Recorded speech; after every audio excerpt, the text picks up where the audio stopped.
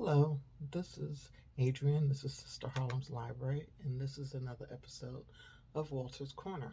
Excuse my voice. So, um, we're going to be talking about The Evidence of Things Not Seen by James Baldwin.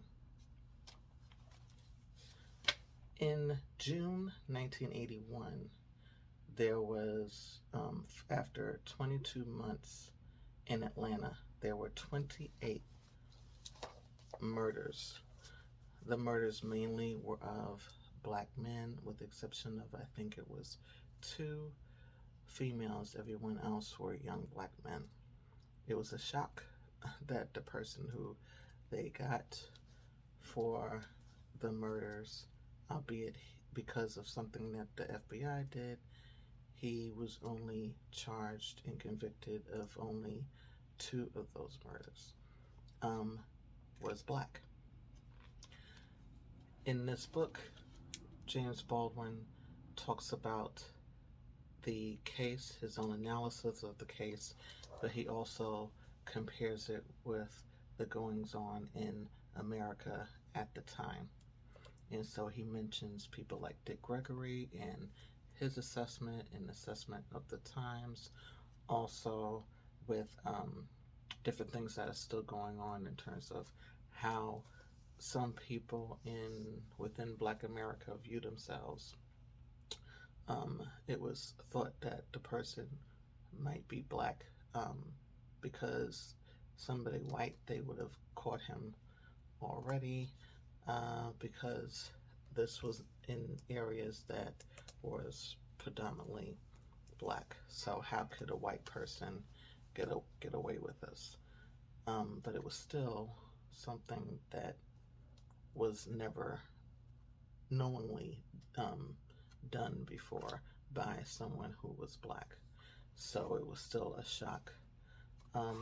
Some of the families did not feel like they got closure because he was not prosecuted for all of the 28 crimes. Again, he was only prosecuted and convicted of two of them. So this really talks about that. It talks about some of the people that were involved in terms of there was a young woman who took it upon herself to speak for the families and try to give them a voice. And so talked about that. The person's name who was convicted was Wayne Bertram Williams. Didn't remember the name, but I remembered what he looked like. He looked very much like a nerd, but also like, a bit weird, strange. So I always wondered, how did he get to know these people in order to get close to them to kill them? So that was always interesting.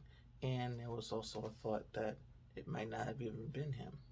And then there was another thought that because he was light skinned, that's how he was able to get by with certain things.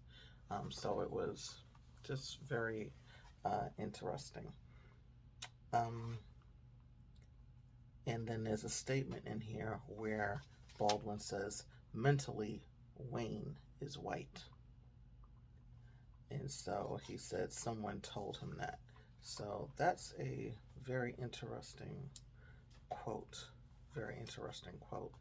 And I wonder if at the time, which doesn't mean it's not going on now, whether there are some people who are lighter skinned,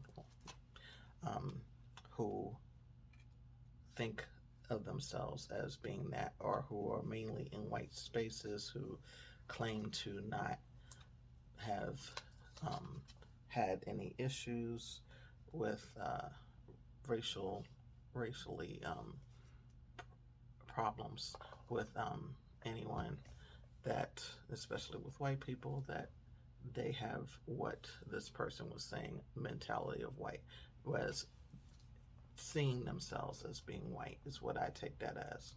So I thought that to be very interesting. And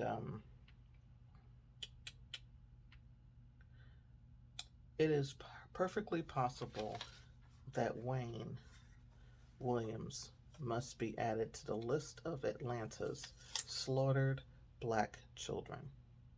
I do not think that the black community, or for that matter, the white one, can afford to ignore the moral dilemma as well as the moral opportunity posed by his incarceration. Thought that was very interesting. That was towards the back of the book. But just like with any other James Baldwin book, it makes you think. So, again, this is one of the books that I found of my father's. Coincidentally, this is a book that I gave him. And so, what he always wanted someone to do is um, write the date, which I won't say in here, the purpose of it, whether that was birthday, etc. For him, this was his birthday. And then I wrote something in there, which is what he wanted, and then I signed it. And then I flipped through here, and I found he had put as a bookmark one of the birthday, the Father's Day cards that I had made for him, and I tried my hand at trying to draw. So I thought that was very moving, that I found that, and that happened to be the book that I selected for this month, not knowing the treasures that I would find in here.